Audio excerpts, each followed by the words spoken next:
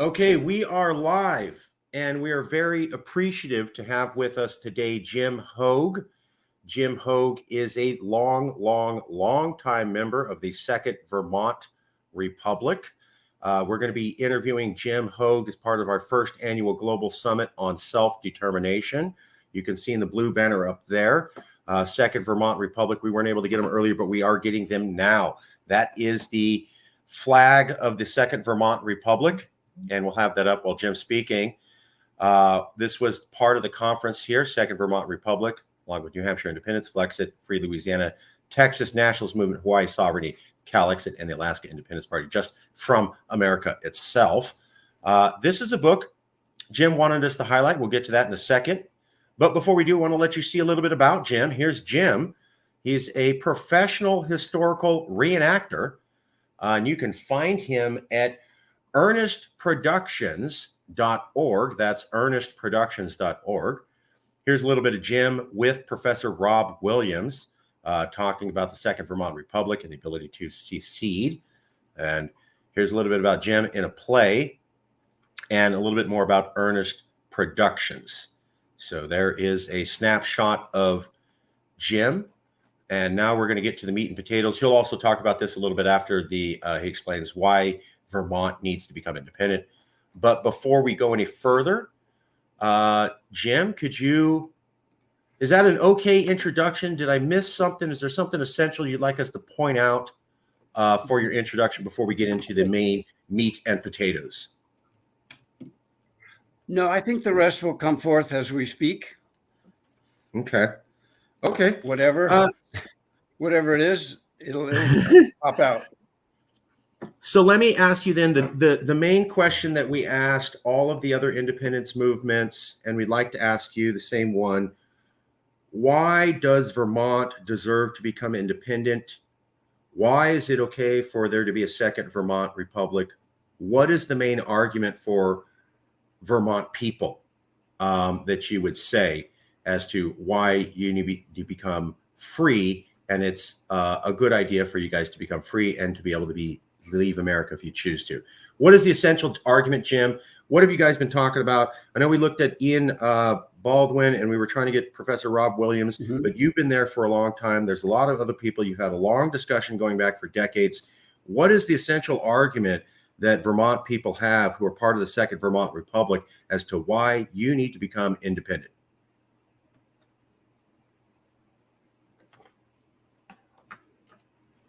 Okay, well, I'm glad you asked that. The first answer to that is not specific to Vermont. It's specific around the world to any entity that wishes to become sovereign.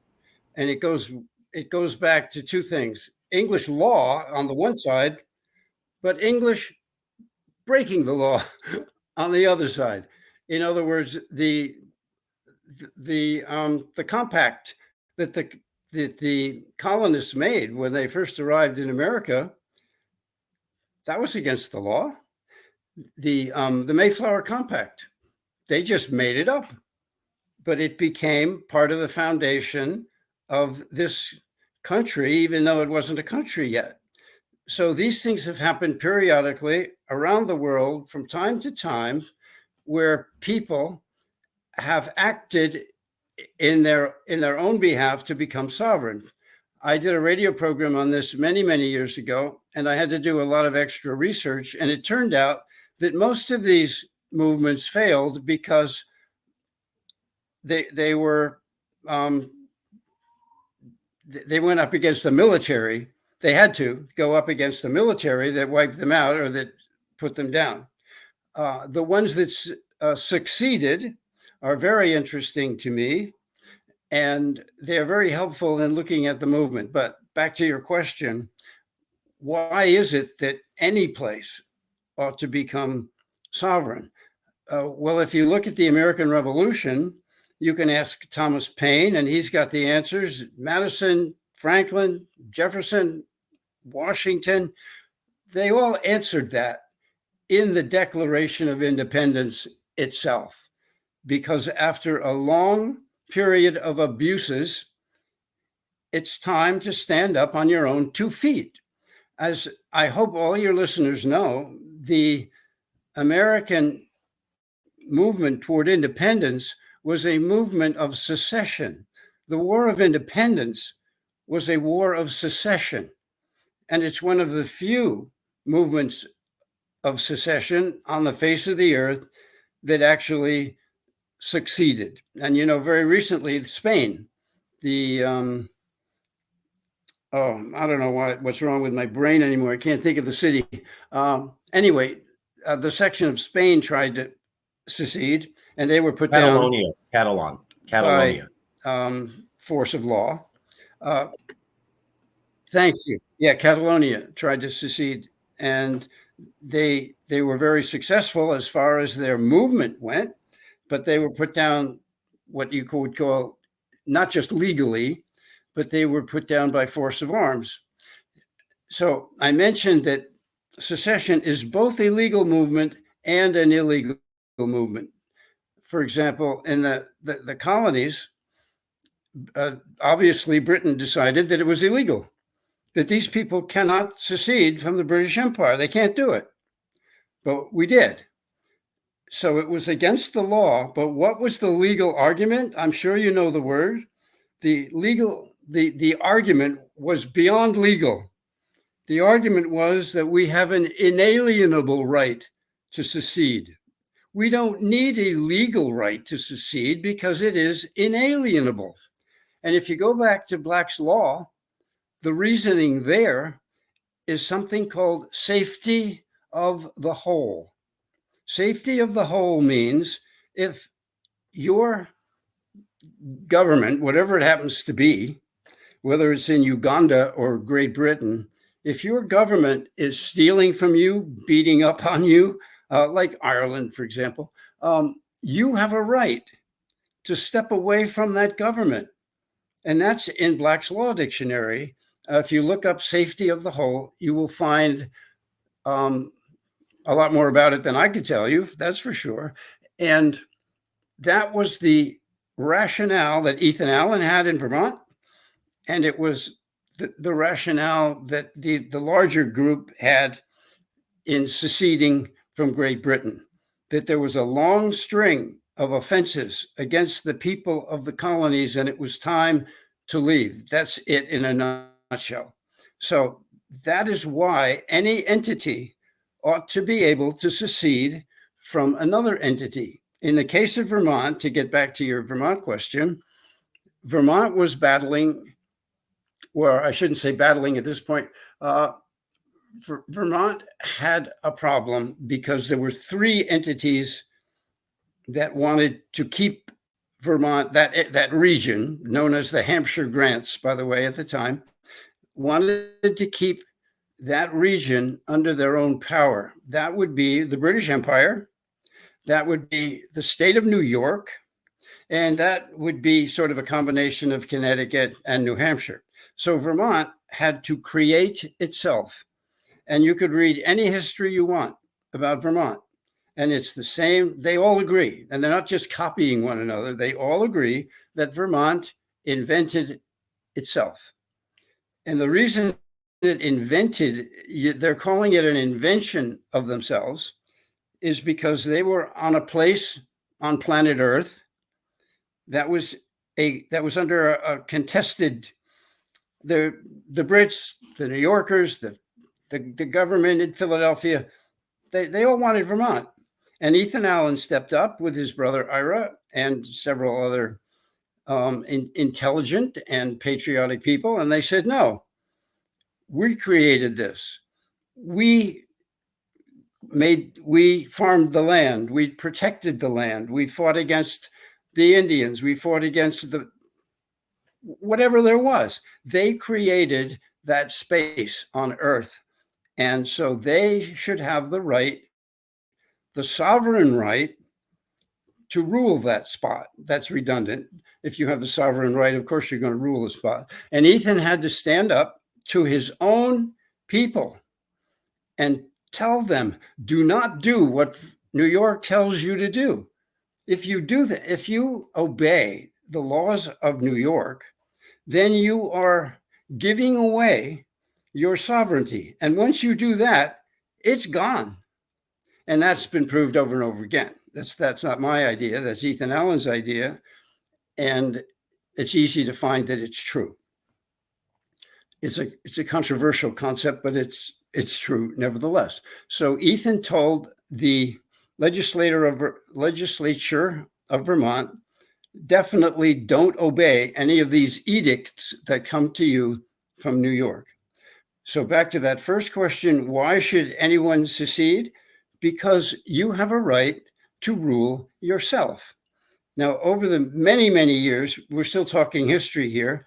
The big one was the Civil War, of course, but over many years, the states have surrendered their sovereignty bit by bit, sort of like boiling frogs. So they didn't think of it as surrendering their sovereignty, but that's indeed what they were doing.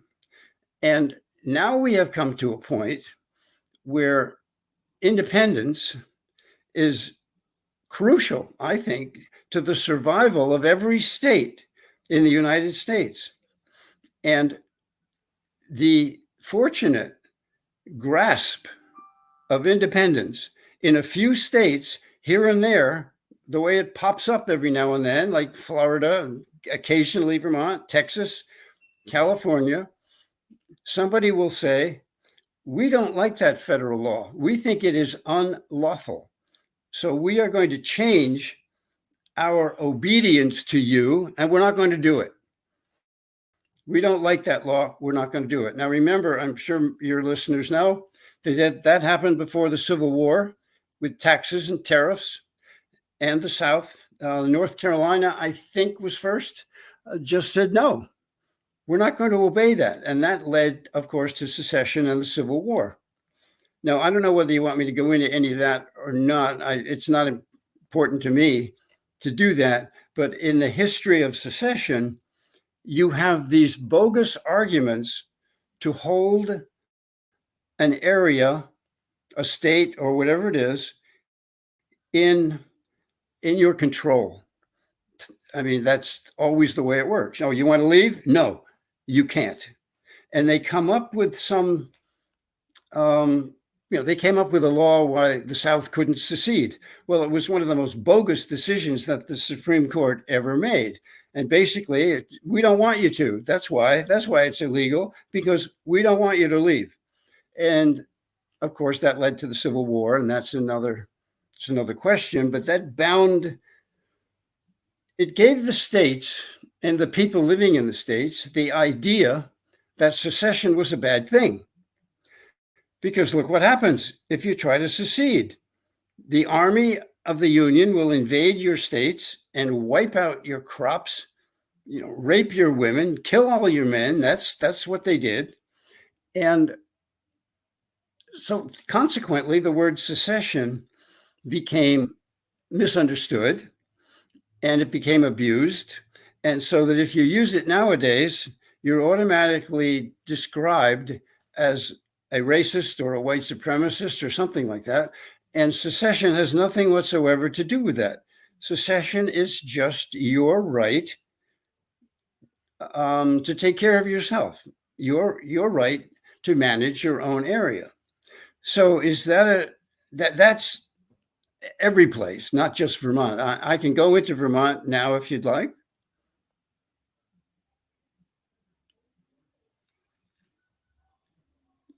There's a long delay here, so I can't tell if you're asking. I'm talking right now. Sorry, Jim. And sorry for the audience. We have a lag. Great explanation, Jim. Mm-hmm. I did not know about safety the whole in Black's Law, and I've studied this for a decade. That was fascinating to find out about it.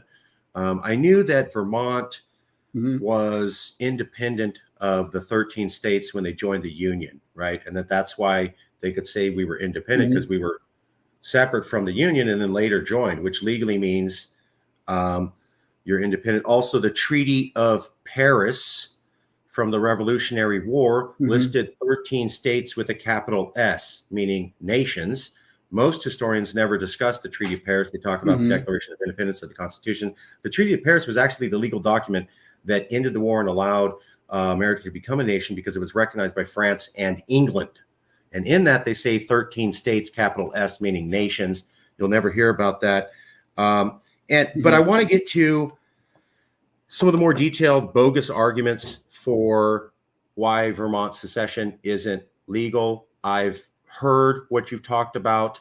I remember seeing legal scholars and professors say, well, secession is illegal. Okay, well, why is it illegal? The Civil War. That's not a complete thought. And I was like, you're a law professor. There should be a law, a citation, a reference that you point to. The entire American legal system is based upon stare decisis, which means previous legal decisions. I'm seeing Supreme Court justices and lawyers go, secession is illegal. Why? Because the Civil War. That's not a legal answer. They're not pointing to a law. So I found that disingenuous from the beginning. Well, it's stupid. It's ignorant from the beginning because there is a law. It's just a stupid, bogus law. And I'm off the top of my head, White versus, you can Texas versus White. There is a law. Texas versus White. Is that it? Texas versus White. Texas versus White. Okay. Again, that's a stare decisis. That's the jurisprudence behind people who say it's against the law. But there have been a lot of laws like Jim Crow. I mean, there are all kinds of laws that the Supreme Court has approved of over the years that have proved to be bogus. And that is one of the biggest, most bogus laws because it's flummery. I won't use the word that everybody else uses here. I'll use my own word. That law was created in order to, that law was created in order to convince people of something that simply isn't true. And everybody believes it because they feel like believing it. If you actually look at the law, and then you look at all the laws before that, which is where I started today, if you look at the real laws before that, you've got the a better proof of why secession is legal. It's legal because of the Mayflower Compact. It's legal because of the Declaration of Independence. It's legal because West Virginia seceded from Virginia. And I'm glad my thoughts came here. Rhode Island seceded from the British Empire before the other 13 colonies. I believe it was in April of 76. I could be wrong about that. I'm pulling everything up from stuff I knew 10, 20 years ago. I did not know that. Wow. But Rhode Island, you can look that up. It's easy to find. It's not secret. It's just nobody cares. I believe April of 76, Rhode Island wrote its own Declaration of Independence. They probably don't use the word secession because the founding fathers didn't use the word secession. They just seceded. They used independence. They used safety of the whole. They used other arguments.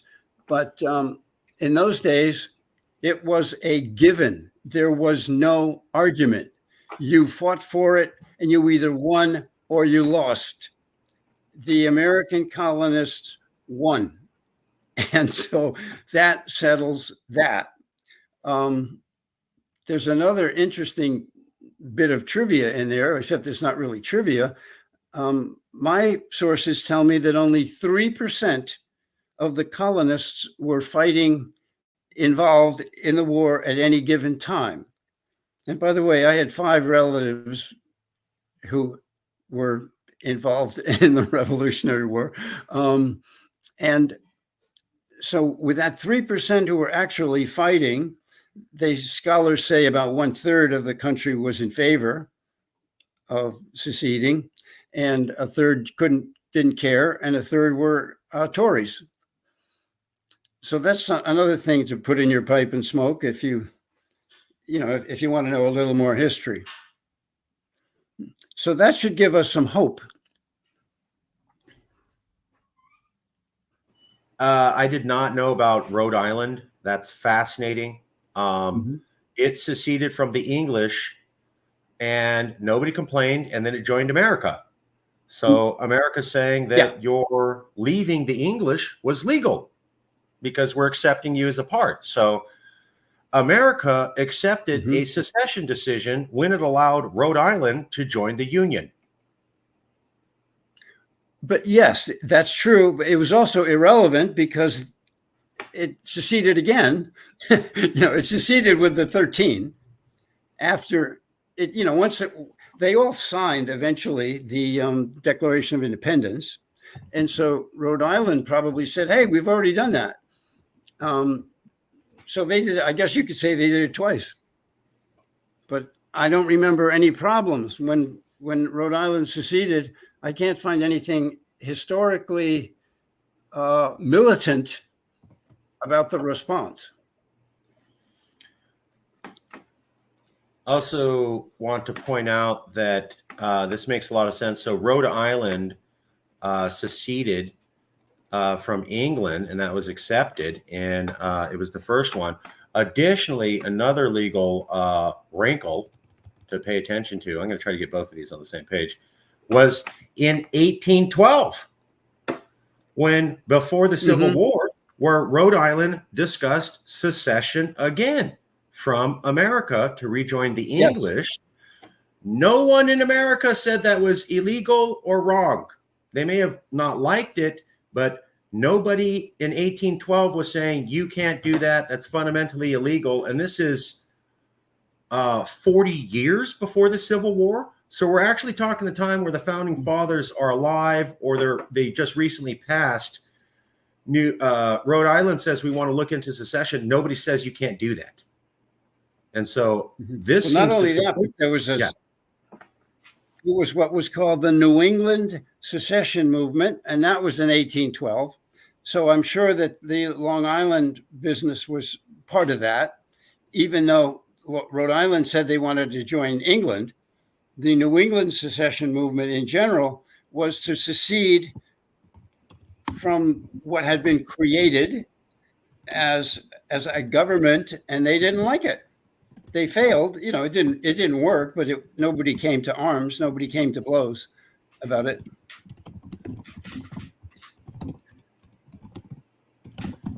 One second. And sure. Yeah, if I may, I think it's interesting that back then people were able to see that someone holds a view counter to what I believe is right for me, but rather than go to war about it, they decided, well, hey, this is their right. We built this thing on these principles that people can decide, and what they want is what they get. And nowadays we see Vermont secession movement getting doxxed on YouTube and getting filtered out. We see all sorts of secession movements really being undermined very actively. People spouting off real bogus arguments about, oh, you can't do that, it's illegal because of the Civil War, stuff like that, right? It's very interesting how when we were closer in our timeline to the founders, people seemed a little more reasonable on political and socio-political ideals, as far as being able to accept that someone else might think differently from the way that they do. Whereas nowadays the political polarization is so hardcore. If you don't agree with me, you're my enemy. Yeah. And if I can jump to Vermont, please.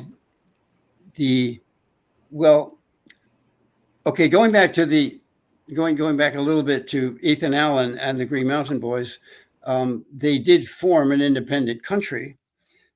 And they even wrote down that it was independent of any influence on Earth. That was their statement as to their status at the time. And the word state, like you said, generally meant a country. the word state meant a country. You had sovereignty. And so nowadays, when we use the word state, it can be capitalized, like the state of Israel, for example, or not. But in those days, you were independent on your own if you were a state, and then it gradually morphed into something pretty pathetic, in my opinion. Oh, another thing I was almost going to say, and then I forgot, is that when a state pops up, like whack-a-mole, and says you can't do that, it does create quite a flurry of activity. I can think Florida, I think Tennessee, making air chemtrails illegal.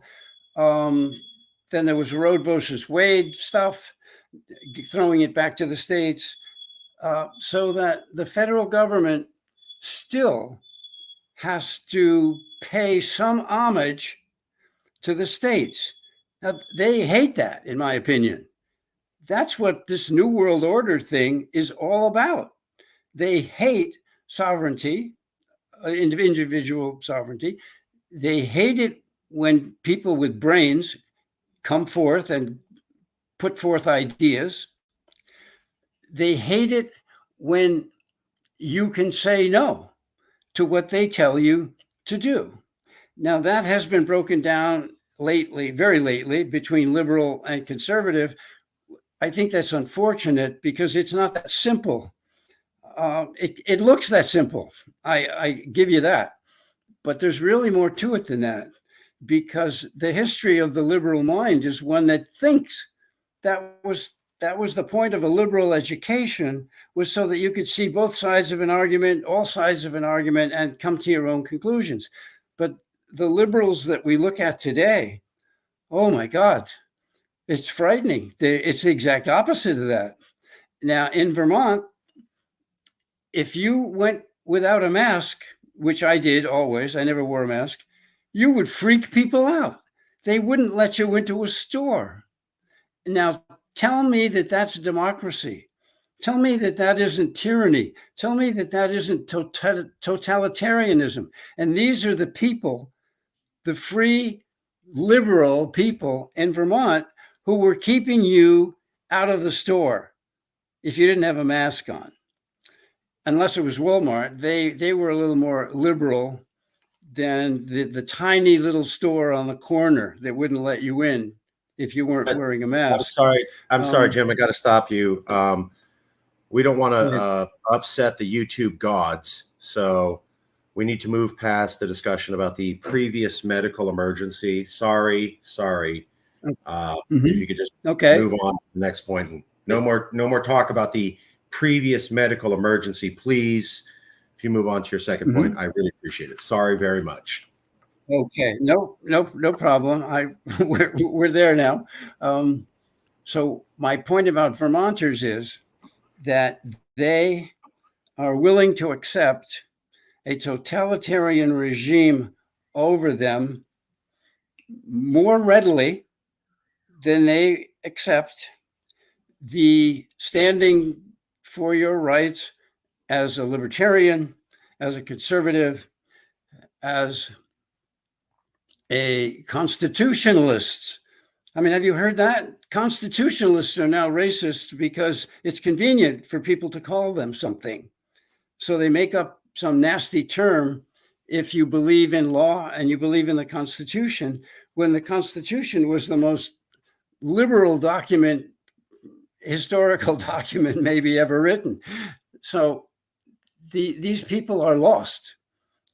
They don't have a grasp of history, and they don't have a grasp of what leadership ought to be and what a state ought to be providing for its people. So I think that's where the division logically has occurred. But the definition between left and right, wow, the left wants to let everybody into the country, period. Just come on in, no matter what. Unless you're from Europe, then you got to go through the paperwork.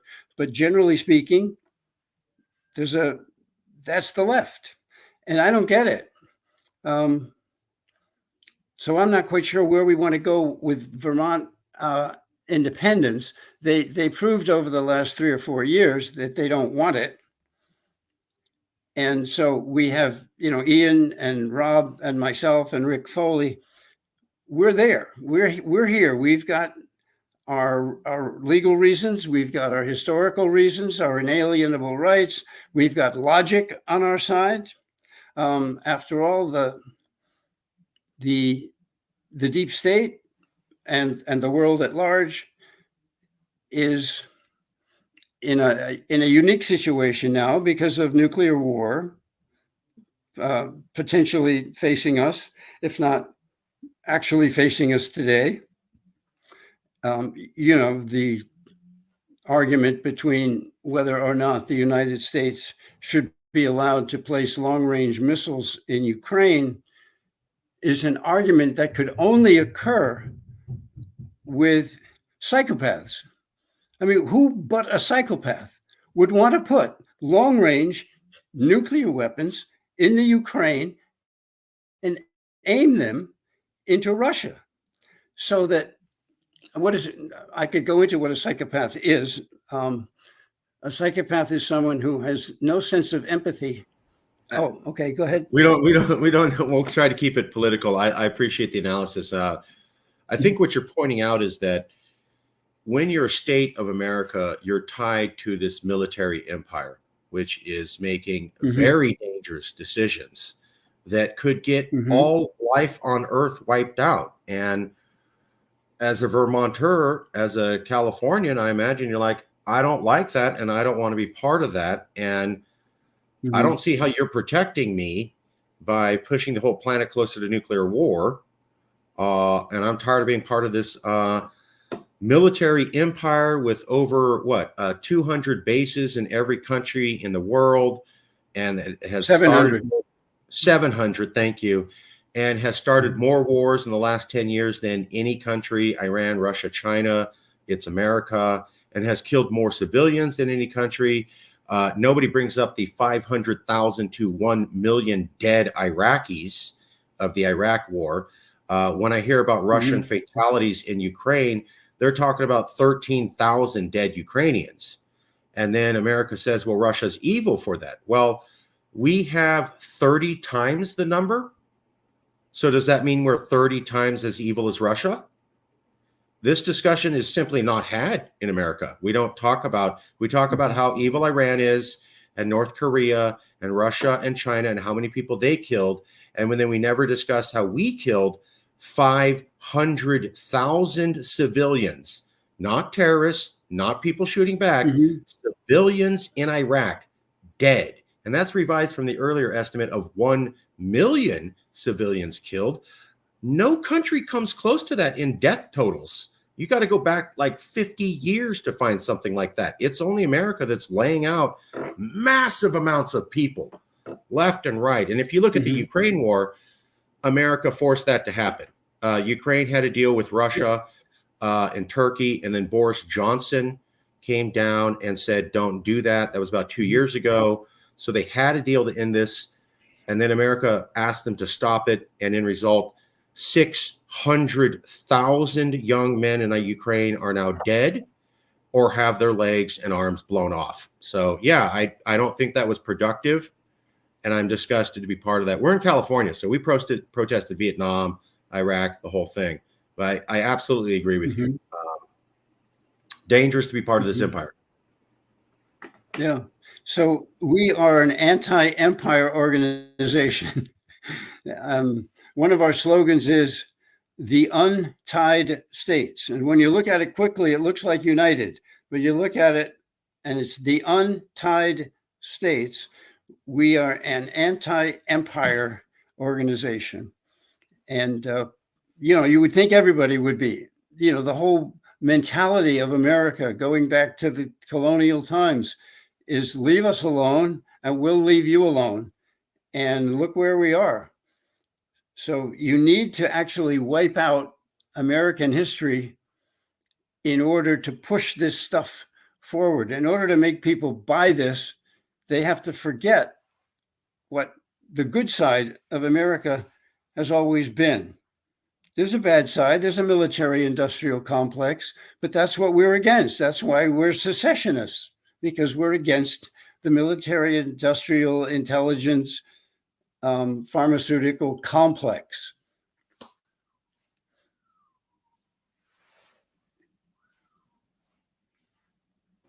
And that's the military industrial complex as outlined by President Dwight D. Eisenhower in his famous television address right as he was leaving the presidency.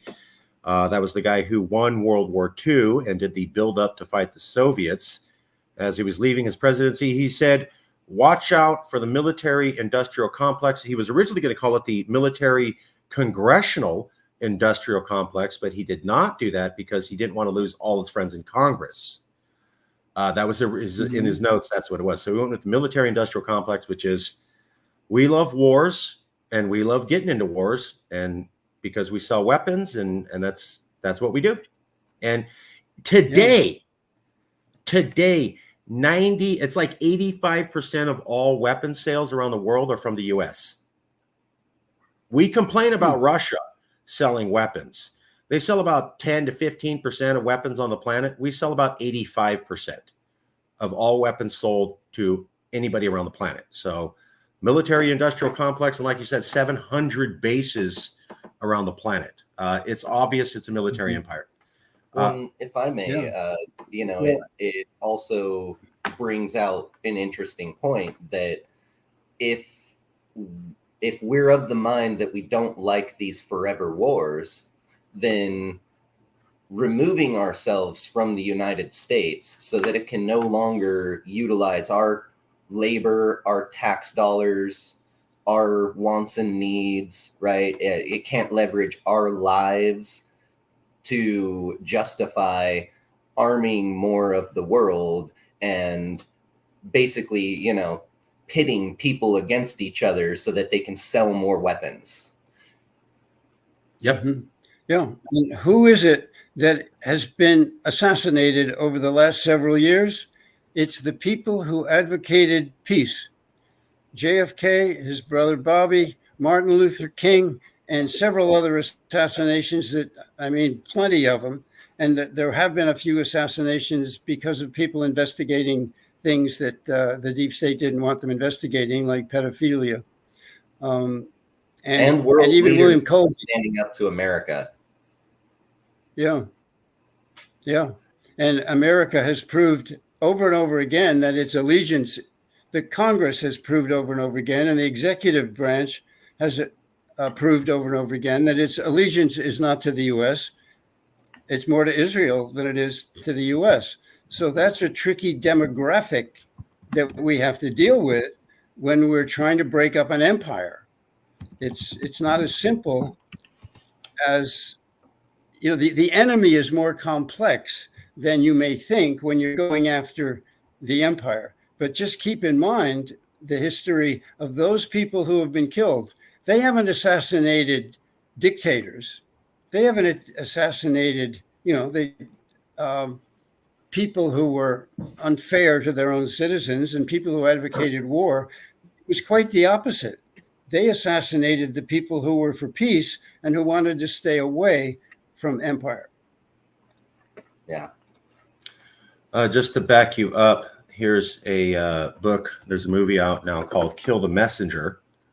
It is about the guy who talked about how the CIA was funneling drugs into South Central Los Angeles in order to fund Iran-Contra wars and other mischief by the CIA. They denied it for years. Yep. Yeah. And then he was found dead with 2 gunshot wounds to the back of his head, and it was ruled a suicide. Yeah. So that's a fact. That guy was discovering that, suddenly died. Mm-hmm. He had to have the gun angled behind his head in the corner. Goes, no, that's a suicide totally. And he just happened to be looking into the CIA operation. By the way, if anybody's skeptical about that, I would ask you to look up the meeting with CIA director, and God, I'm forgetting her name. It was an African-American California congresswoman, and they're in South Central with 300 people from South Central, and the CIA director is there in a community meeting in South Central talking about guns being put into their neighborhood. Now, he didn't admit the CIA did it, but why is the CIA director in a community meeting in South Central on guns in the neighborhood at all? Right. It was highly bizarre, almost like they completely admitted it. So I encourage everybody to check that out. A lot of mischief about people who called out the military industrial complex or the CIA disappearing. And to back up what you were saying, John Lennon was not an American, but he was killed along with all other Americans for protesting the Vietnam War. He was assassinated the day after a federal court ruled that he could not be deported for his free speech activities. The American government tried to have Lennon deported because of his speech activities, because he wasn't an American citizen. The American court system stood for Lennon, denied the deportation. Within 24 hours, he was accidentally shot by a random gunman in the head. So, and that gunman did have that gunman had connections with the CIA through somebody in Arizona. I forget what it is now. You know, it's pretty obvious if you look into this. The big thing that woke me up was that CIA director in South Central. I'll try to find that with Maxine Waters. Maxine Waters is her name. CIA director, Maxine Waters. She was wonderful. Yeah, about 20 years ago, maybe 30 years ago, and it's in South Central. It's one of the most bizarre things I'd ever seen. And the CIA director is kind of doing this. Like he's kind of shaking, like, oh crap. Because it's a lot of angry people who said, I feel you put guns in our neighborhood and now my child's dead. Yeah. Thank you for doing that, CIA. One of many other journalists killed was the guy from Vermont. I mean, his name escapes me at the moment. His car blew up, but they thought he just, lost control of the car and drove it into a tree or something. But he was murdered also by the FBI. Looks like William Colby was murdered by the FBI or the CIA. The investigator into the Franklin scandal was murdered. So that's what happens when you advocate just peace and justice. Well, it's not advocating it. I mean, I can advocate it all I want and nothing's going to happen to me because I don't have any power. But if you're powerful and you advocate peace and justice, whether you're a president, especially if you're a president, then look what happened to Trump. He didn't want to go into Syria. He didn't want to prosecute any of these wars. He wanted to be friends with Russia. And look what happened.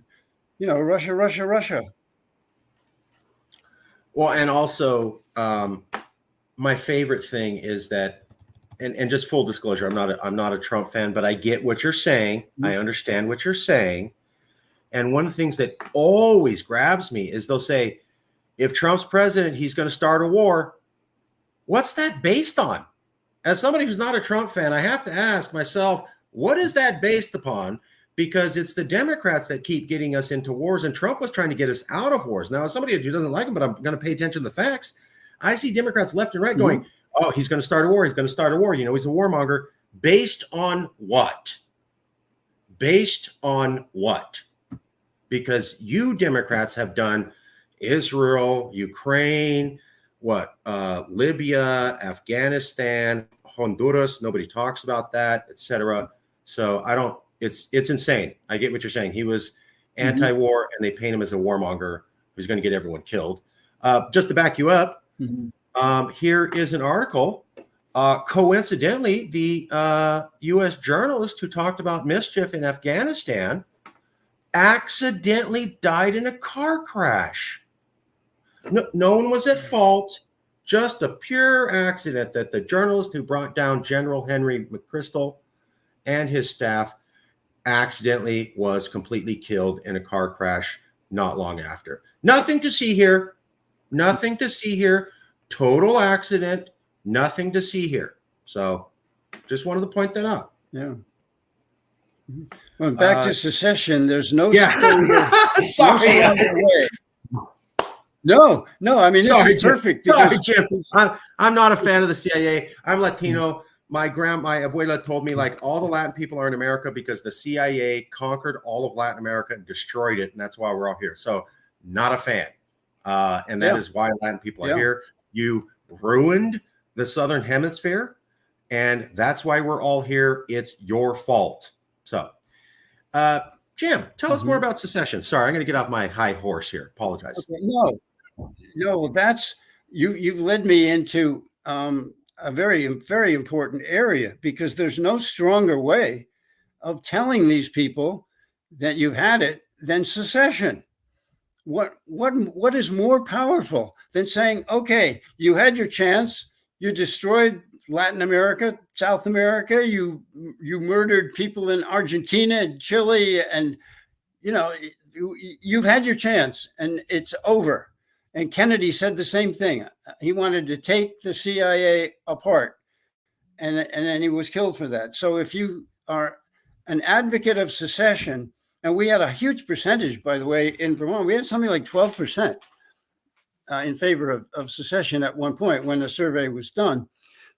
You are telling the federal government something that it needs to hear. And so every state, I advocate this for every single state, get a secession movement going, even if it's going to fail. That's not the important thing is that you're making a statement that you've had it with these people. That's it. You want to get out of it. And what I used to tell the leader of our secession movement, Thomas Naylor, he didn't quite buy this the way I do. If you secede from the Federal Reserve, you have seceded from the power structure of the United States of America. Now, you don't have to understand that. You don't have to believe me. But those of you who do get it and understand, work that one, because it's the banking system. All wars are banking wars. I've written about that a lot, and I've proved it. That if you secede from the Federal Reserve, you are essentially seceding from the federal government, only you don't have to give up. You can remain a state. You can remain a state in the Union and still secede from the Federal Reserve. So that's what I advocate, but people don't really get it. So there's not much point in doing that. A state bank is a minor secession from the Federal Reserve, and I advocated for years. North Dakota has a state bank, and I think Texas is looking into it, and it's a good model. California's looking into it too. We had some legislation. Bankers kind of shut it down from going all the way, but it's pretty good. So California has, go ahead. California has a good structure in place. You take it. I got it. California has a structure, a legal structure in place that allows for a state bank. They almost have a state bank without knowing it, but they have never allowed it to kick in. I only know that because I've been to various conferences, and some people spoke about it from California, and they explained exactly what mechanisms California has to get a state bank kick-started and operating, but it's never done it. So that's that. So I don't know whether I'm supposed to keep talking about something else or not, but I will. Yeah, Marcus just got a phone call from one of the other secession movement leaders. So I'm going to take over just for a second, just so we can keep this going. Okay. I do find it interesting that what you're bringing up about what I call financial independence. As individuals, we like to talk about financial independence in our own personal lives, and we can easily understand what that is, what it means, where it goes. But then when you think about, in terms of secession independence, an entity that, it's a state or a country or whatever, having its own financial independence, that really does, and this is mainly for the viewers, because I know you're already on board with this, but that really does actually track it. If you are dependent on something and you need it in order to buy goods, trade goods, keep a home, right? Provide infrastructure or military defense, any of it. If you're dependent on being hooked into that system and using that currency, then you can't really afford to let go of it. So making the entity independent financially and no longer dependent on that Federal Reserve system and currency does actually mean that that entity can now control its own future and have more of a say of what it actually is going to do. When tied to the Federal Reserve, they get to use our tax dollars. We pay them. They say, hey, you know, I know you don't want a forever war, but too bad. Well, you've explained that very thoroughly. And just to add one wrinkle to that, you can stay with dollars like the Bank of North Dakota. You can stay with dollars and still become, well, a lot more independent. But then if you create all your own alternative currencies, then within the state, within the communities, then you're debt free, because you can develop a credit system, mutual credit system, whereby you create the money as it is needed. You create, this is too complex to explain quickly, but if you create a mutual credit system, there's no debt, other than the fact that you do something for this guy over here, and then it becomes a moral debt that he does something for you. If you're a mechanic or a dentist or whatever you are, you don't have to spend your dollars in order to get that done in your local community. So mutual credit systems are very, very helpful to keeping dollars within your state, because then you're not spending those dollars. Obviously, you need dollars for oil, you need dollars for gas, you need dollars for various international things, but you could work it out so that you have your own mutual credit system, and that would take a little power away from the Federal Reserve. But states are either too chicken or too stupid or too cowardly, whatever it is. North Dakota is the state that did it in 1919, and it flourishes today. So that's what I would advocate. Another interesting part of that is that, like you're saying, people might be, you know, a little too chicken. I think also a lot of, and, you know, we've run into this with self-determination, independence, secession. There's usually a kind of common misconception in our American society that you just can't. You just can't. Break away from the Union, you just can't. Break away from the almighty American dollar, you just can't. But really, we know you actually can if you decide to and actually pursue it. Yeah. I'm with a group of people who's working on that now. I know farmers who try to have co-ops and collectives so that they can trade and deal with one another outside of the dollar, because the dollar is debt. It's a system that traps you into their world, and you can break out of it.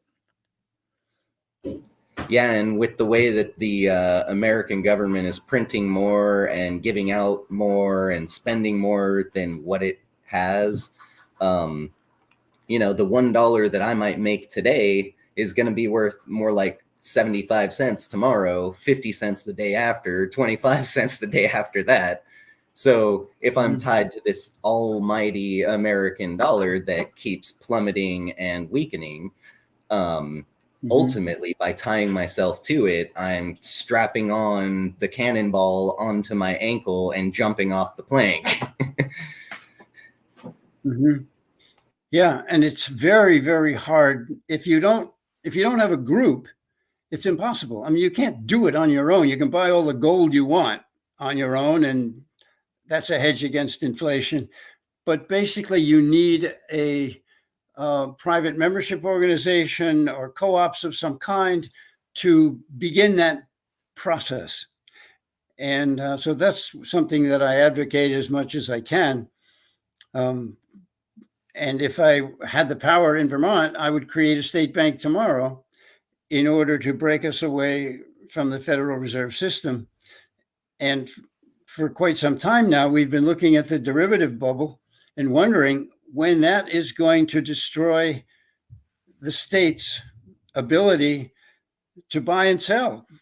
Because when the derivative bubble breaks, the states are going to lose a tremendous amount of equity in that. And I don't know what to do about it except continue to advocate for a state bank. And Vermont is in a great position because of the water. Water happens to be a lot more valuable than oil. If you've tried to drink oil lately, you probably have discovered that. And so we are in a wonderful position.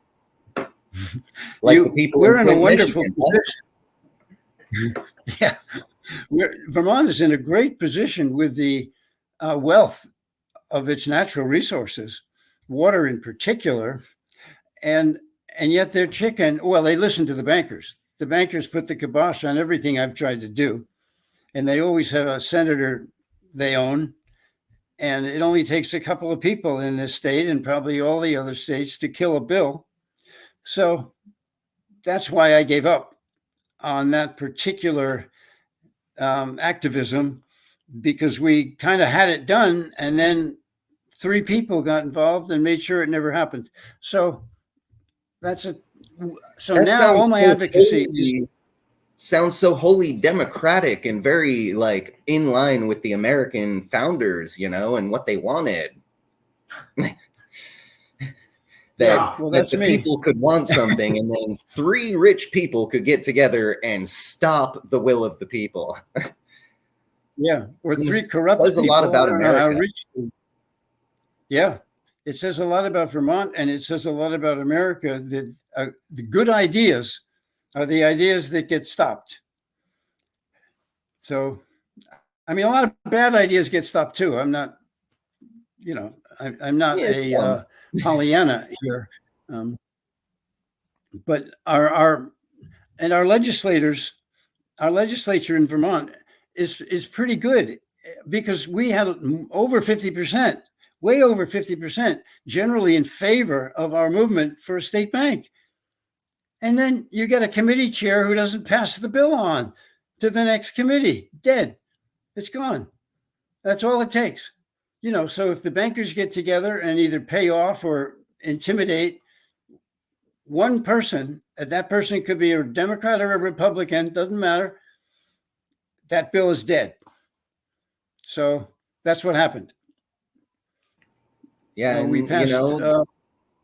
California's been through some similar stuff like that. There are actually many states in the union that have actually experienced this sort of thing. And, you're bringing this up, and I think it's important to point out for viewers and listeners that this is not an uncommon tactic of our governance to actively undermine the will of the people in favor of personal enrichment, which, given the emoluments clause and all that, the legal structures of our system are set up so that should not happen. That is deemed to be wrong.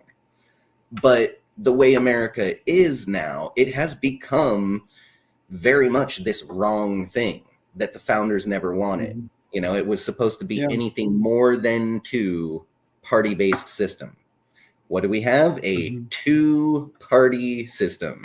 I'm a Green. I've been a Green since 18. And I know Green will not get into the presidency as long as the DNC actively undermines every single Green and independent campaign. As long as as long as governor. What was that? Go ahead. Yeah, I can't tell. I'm sorry, I can't tell when you stopped speaking. I ran for governor as a Green in Vermont. Nice. One thing I did think it's good to mention is that my screenplay and my novel have to do with a kind of secession. The novel is about an aging attorney who quit because he couldn't trust the judicial system anymore. He knew how corrupt the judicial system was, so he became a character like Skink in the Carl Hiaasen books, where he goes off into the woods and starts his own kind of vigilante going against pedophiles, etc. So I've been writing on that theme for a while now. Yeah, that's it's a really interesting prospect when we really delve into secession, freedom, personal freedom, and entity freedom, like state freedom. It's interesting when you dive in this deep, because we're talking about like economics, and we're talking societal issues, we're talking sociopolitical leanings, all of these very nuanced, very in-depth kind of pillars supporting up this whole thing of the need for self-determination. And the further we go down each one of these rabbit holes, like, the Federal Reserve and financial independence, the more it becomes clear that America has failed. It blatantly undermines the people, which means it is no longer a good thing. It is not what the founders made. And it is actually what the founders would say needs to be destroyed and reworked and rebuilt to make something good again. And then, based on freedom. Yes, based on freedom. Somerset Maugham and Du Bois and Martin Luther King, Franklin. There have been a lot of great minds from around the world who have come to the conclusion that freedom is number one, because without that, you don't have freedom of speech, you don't have freedom of assembly, you don't have the freedom to invent. So if you're not an advocate of freedom, then you're allowing totalitarianism to step in and rule your life, which has happened over and over and over again. And here we are. Yeah, we fought a revolutionary war against our oppressors, made a thing, and now we're back to that point where we are our own oppressors and need to maybe not fight a revolutionary war, maybe just bring it to courts and use legal mechanisms to, fight the powers that be. Non-physical fighting. Well, I gave a talk a while ago at a college where I explained that there's a difference between a visceral feeling of freedom and understanding that the laws have given you the right to do this and the right to do that. If you don't feel it, then it's just something on paper, and it's easy to be trampled. Excuse me. It's easy for your rights to be trampled on if you don't feel them and believe in them. And this was written in the late 1700s about the difference between the sweeping feeling of freedom in those days, and then the intellectual sense of freedom later on. And now it's almost as if these people think that if you believe in freedom, what is that thing that Democrats have been saying? We can't elect Trump because he's a threat to democracy. I mean, how do you answer that? It's so completely opposite of what the truth is. It's so bizarre when you have a guy who's advocating freedom and he gets dumped on for being a threat to democracy. Here we are with that. Well, and I also, just like Marcus, I'm not really a Trump fan, right? As a Green, I'm not Biden, Harris, Trump, Vance, Waltz, none of them. I do, however, have to, because I am a sane, reasonable person with a fairly high IQ who uses my brain. I have to acknowledge that facts are facts, numbers are numbers. if someone has roughly 48 to 50% of the American voting populace saying, that's my guy, that guy represents my values, then saying that he doesn't represent their values is wrong, because they say he represents their values. Who am I to tell this other person what they think and feel? This is America. Mm-hmm. We know that you don't do that. You don't, I get to think and feel what I think and feel. I get to vote the way that I want to vote, whether I vote Trump, Stein, Biden, Harambe the gorilla, right?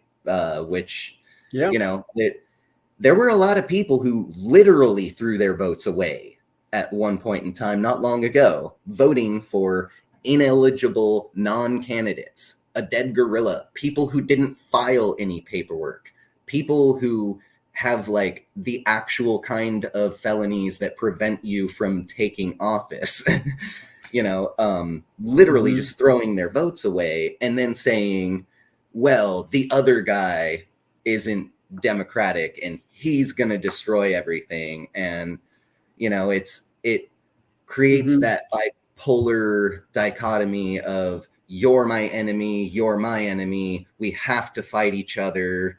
You're wrong, I'm right, no matter what you say, which then leads to, no, we can't have a discussion because I cannot accept that you would hold any sort of belief or thought different from what I have in my own head. It's like we all forgot what America is, how to be Americans, right? Which means you don't have to see things the way others see it. You don't even have to agree. You just have to respect it, that they have their right to think what they think. And we've forgotten that. So, yeah. And the idea that what Zuckerberg was pulling on Facebook and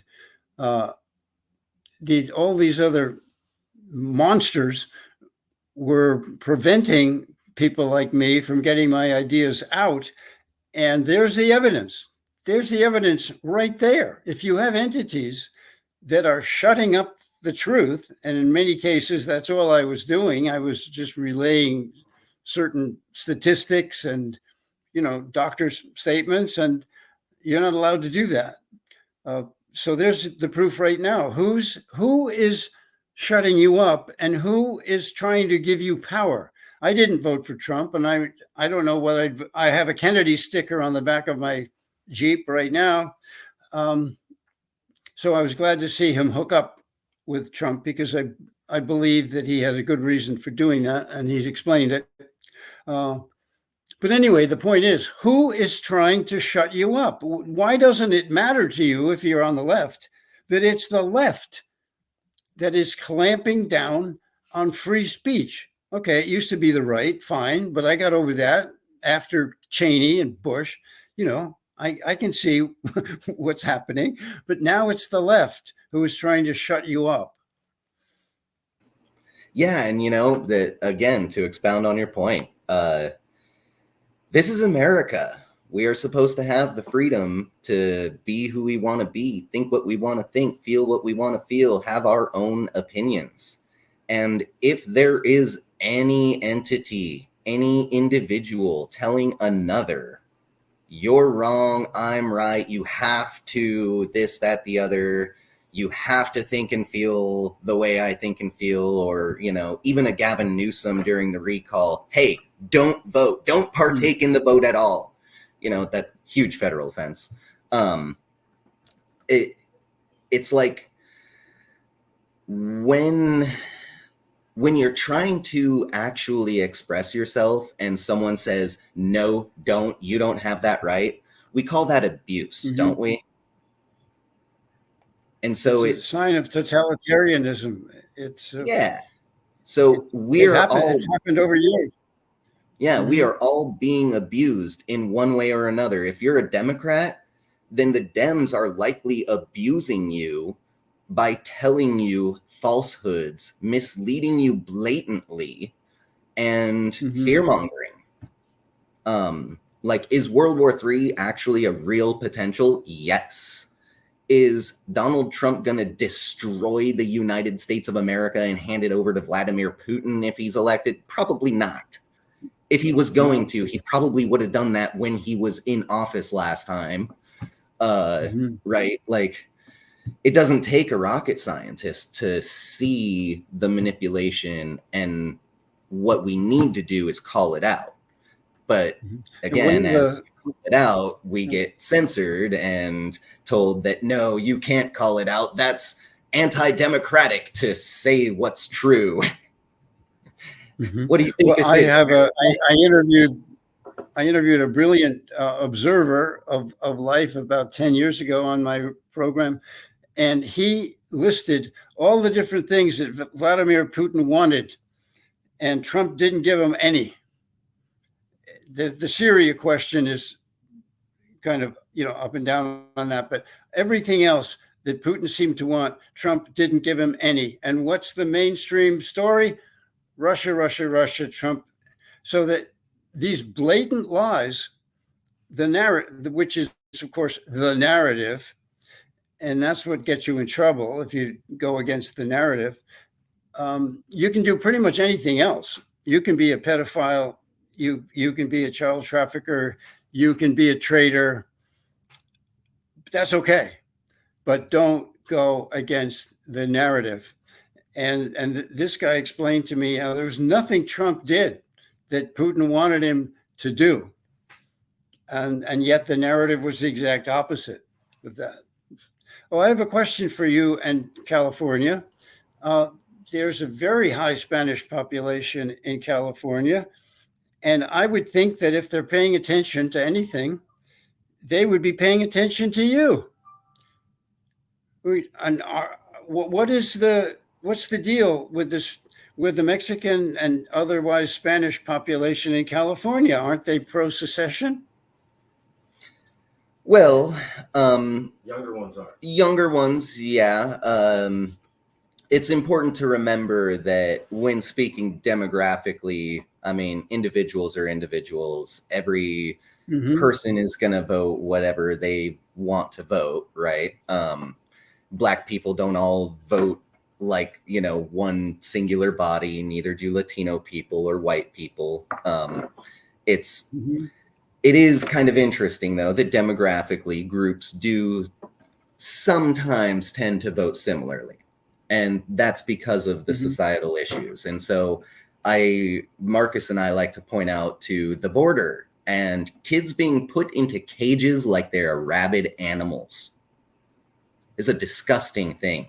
To us, to most people around the world, it is horrific. It is disgusting. It is wrong. And it was started under Vice President Joe Biden and President Barack Obama. It was then turned up to 11 and kicked up a notch when President Donald Trump came in. But then President Joe Biden and Vice President / border czar Kamala Harris got into power and said, oh, no, it's fine. Kids in cages, whatever. Oh, there's a big pushback now that we said we don't care about the border because kids are in cages. Fine. We'll go from calling it kids in cages to kids in kennels. Like that's any better. And these people are too inept to realize that this is so grossly offensive and wrong and immoral. Right? And so a lot of the younger, especially Latino voters, they see this and they go, this is not right. This is so horrific. Like, I don't care if I disagree with this other person on a bunch of their policies.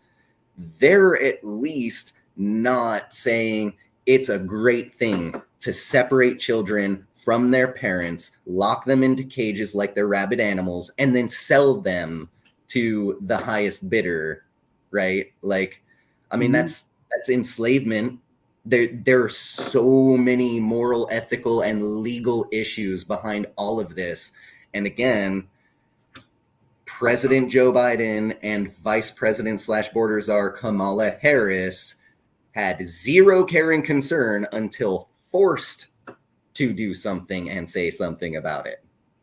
Okay. Well, my question is, doesn't the Hispanic community connect these egregious activities with something like secession? Is there some way to go back into history, just the 1800s? Because a lot of Mexicans feel that California and Texas were stolen from Mexico. And whether they were or not, that's not what I'm about here. I'm just wondering what Mexicans think about secession, because they may believe that California actually should belong to them and that Texas should belong to them, because historically there's that connection. So I'm wondering if you hear anything like that from anybody from Mexico. There is a slight little smattering of that here and there as we talk to people. For the most part, at least personally me, with my talks with individuals over the years, I've run into very little of that. And more of like Baja California wants to reunite with California as we know it, to make, California the entity that it once used to be when it was free and its own independent republic. What most people outside of California want is kind of unclear. What the Latino vote inside of California wants is fairly clear, and that's that if secession or independence is the way to repair things and heal things and end the immorality within our society, that they might be open to it if it's, done right. People try to be more reasonable here, especially the younger voters, right? They see that our previous generations made some certain decisions that left us all in kind of a rock and a hard place. And so they're usually a little more careful with, considering, but we've actually got this thing that we've noticed where once people know all of the facts about Calexit, they no longer oppose. They usually tend to get with it because you see the facts and you see how good it would be and how much more beneficial and healthier it'll be for all of our demographic. It just makes sense. Like Star Trek and Spock, right? It's just logical. Yeah, well, as logical as a state bank is, there's only one state that has one. But many people in different states have been advocating for it, just like I did. And once, you're right, with the state bank, once you lay out the logic of the state bank and you break down the lies of the big banks, you get a lot of adherence to your ideas. But then, like I said to Marcus, it only takes a couple of legislators who are either stupid or on the payroll or cowardly, whatever, to kill it, to kill a bill that's been in great favor by everybody else. And that's supposedly democracy. That's what I've been through. But with secession, it's just with the people in Vermont, there is no logic that you can present to them because secession is bad. End of story. And you can't, there's nothing you can do to bring them around, even though there was that 12% vote in favor of secession when it was, when we hired an objective pollster to go through Vermont, we got a pretty high percentage. But most people, we even had a list many, many years ago. What if the federal government did this? We had, I think, 10 or 12 different things on the list of egregious, horrible things. And no secession, no matter what. So that's where we're at in Vermont with the people of Vermont. So we can build it, but now would be the most logical time, given what's happened over the last few years. I think now would be a good time to try, but I'm 76. These people are in their 80s, except for Rob. So it's tough. Well, yeah. And, we're glad you're still with us, still hanging around, still doing it, because it is hard to find people in America these days with such staunch conviction that they will continue, even when we've got our elected representatives undermining the will of the people, even when we've got highly immoral, highly illegal action being taken by our government. It is actually a relief to know that there are others who are so staunchly convicted, really truly believe in freedom and the, inalienable, fundamental human right to self-determination. We're going to have to close it up. Okay. I'm just saying that the people in my screenplay and my book, that's what they are. Yeah. They go for it and they do it. Yeah. Okay. Well, is there anything that you'd like us to plug? Website? I've got it up here showing everyone your videos. All the Second Vermont Republic reports, all of your videos were recently scrubbed. We too have they were scrubbed from Rob Williams. They're up on my site. A lot of them are up on my website, but Rob Williams is Vermont Independent. They've been scrubbed off of that. Okay, yes. So yeah, keep your eyes open. When my novel comes out, it's called RACK, R-A-C-K, and it's going to be all about that sort of thing. RACK. And that's it. Yes. All right. Check out RACK. R-A-C-K. Thank you very much, Professor. All righty. We look forward to having you on again. Thank you. Marcus is coming back to say goodbye. Thank you for coming out. Really, really appreciate it. Sorry to the audience. We're having some other technical difficulties with the second summit. Jim, thanks for being here. We're planning another one in February 2025. We'd love to have you and Rob and Ian and everybody there. I'll email you some more information. You were highly informative. It's difficult to educate me about much on secession. I've been studying it for 10 years, but you did it. I was ignorant about two different facts you mentioned, and thank you for adding to my education. It's hard to do. I almost know everything, and I was like, damn, I didn't know that. Thank you. Thank you. Maybe I'll send you some of the stuff I've written about it also. Please do. Yeah. Okay. If you have anything on Black's Law, safety of whole, I want everything you have on safety that concept. Anything you have on that concept, I want to know everything you know. So we'll leave it there. Okay. We're going to leave it here. And thank you all for coming out.